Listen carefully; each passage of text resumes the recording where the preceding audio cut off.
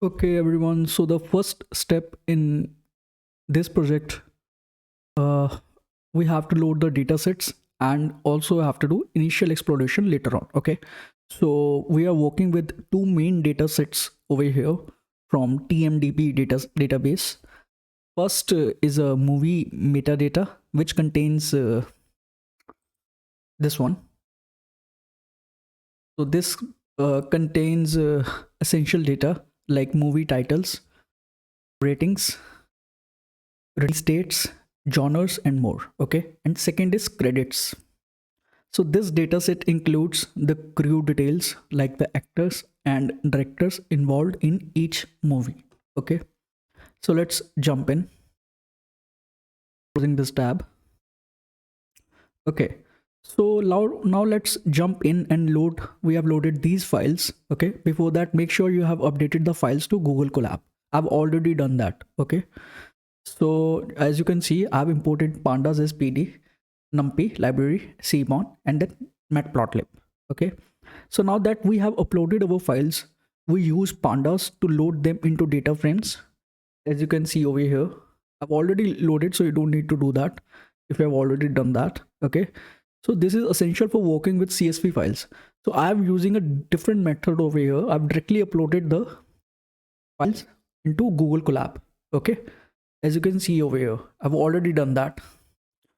Okay.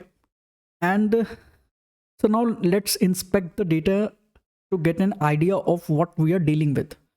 So I've already done that by taking a quick look at the first few rows. As you can see, I've used movies.head. Okay.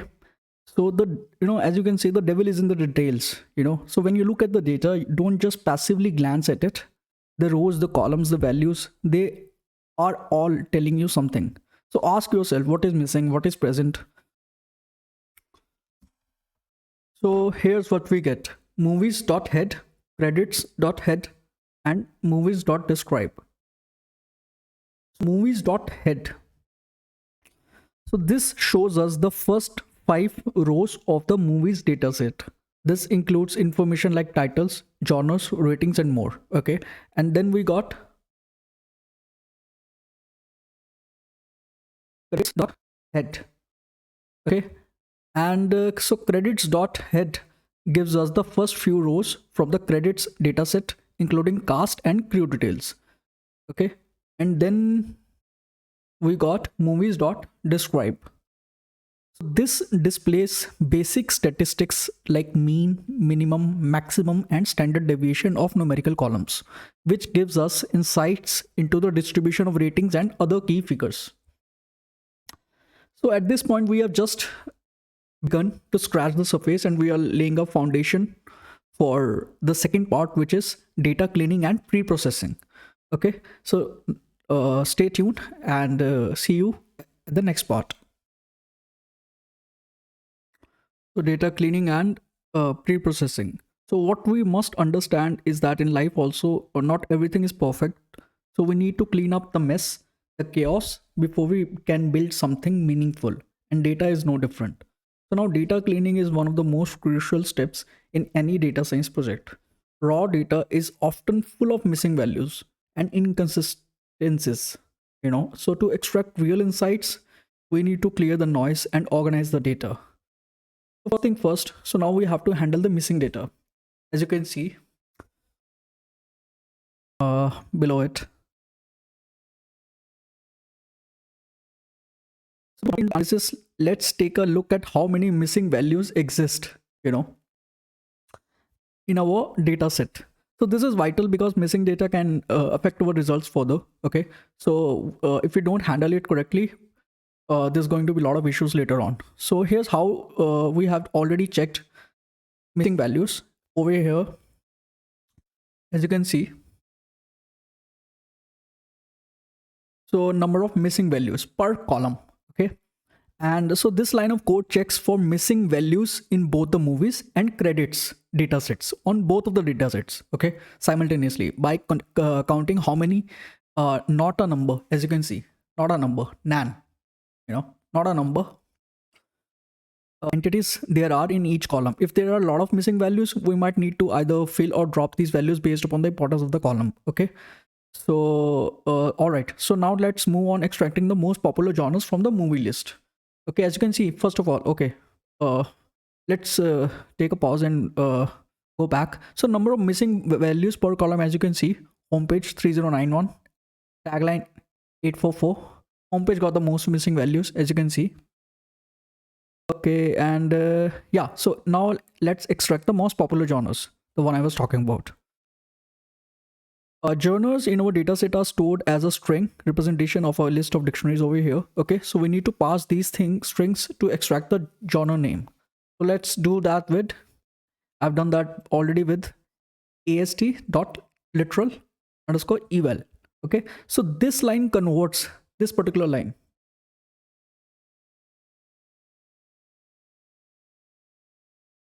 to Python list of dictionaries. Okay, and we then extract the first genre using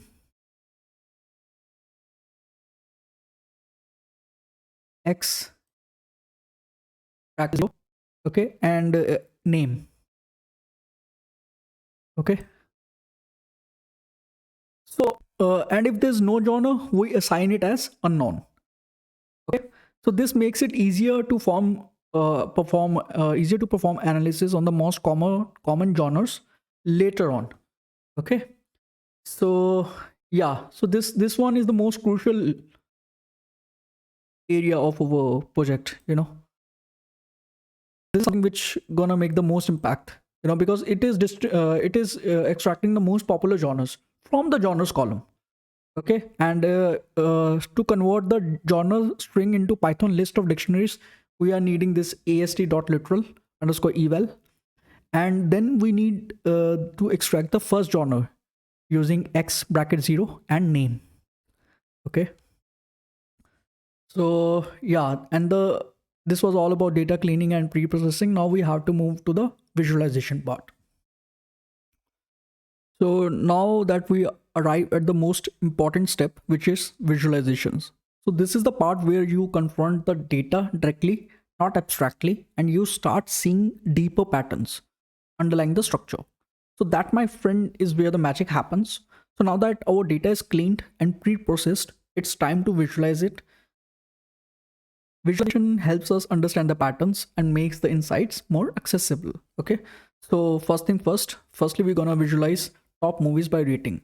So we will begin by looking at the top 10 highest rated movies. So this visualization gives us a clear picture of which movies are getting the best reviews. Okay, so here's the code over here. Okay, and the most important part is this one, movies dot n largest 10 vote underscore average. Okay, so movies dot n largest bracket 10 vote underscore average selects the top 10 movies based upon average rating. Okay, we then plot these top movies using Seaborn with a nice color palette, as you can see, to make the bar chart more visually appealing. So all right, okay, so as you can see, Stiff Upper Lips got the highest rate, and then we got Dancer, Texas Pop, then Me, You and $5, Little Big Top, then Sardarji, then One Man's Hero, then Shashank Redemption, then There Goes My Baby, then Prisoner of Zenda and Godfather. Okay, so now let's look at the most rated movies. So in this visualization, we're gonna see the most rated movies, which will give us insights into which films have received the most attention from viewers. Okay, so this is similar to the last chart, but instead of looking at the ratings, we are more focused on the number of votes the movie has received. This is useful for understanding how popular a movie is in terms of engagement. Okay, and so yeah, so as you can see, the Inception is quite popular. Then we got The Dark Knight, then Avatar, The Avengers, then Deadpool. Okay, and then we got Interstellar, and so on. So in this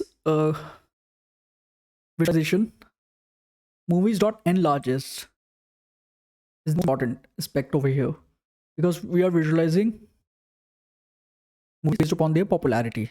Okay, yeah, and Mad Max Fury got the least rating among the top 10, of course. just among the top 10. And so yeah, so now we reached the last visualization, I guess, which is visualizing popular genres. So this visualization will help us understand which genres are most represented in the dataset. So this gives us a count of movies in each genre and plots it so we can easily see the most popular ones. So as you can see, drama is the most popular one. Then we got comedy genre, then action genre, then adventure, then horror, then crime, thriller, animation, fantasy, and then romance. Romance is the least popular genre among the top 10 genres, and drama is the largest one, the most popular one. Okay. And further, as you can see, I've already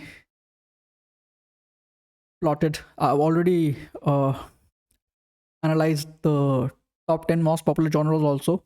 So drama has around 1207 movies, comedy 1042, action 754, and romance has the least number of movies over here. Uh, okay. As you see, crime is also quite popular, 195, thriller 194, quite close. Okay.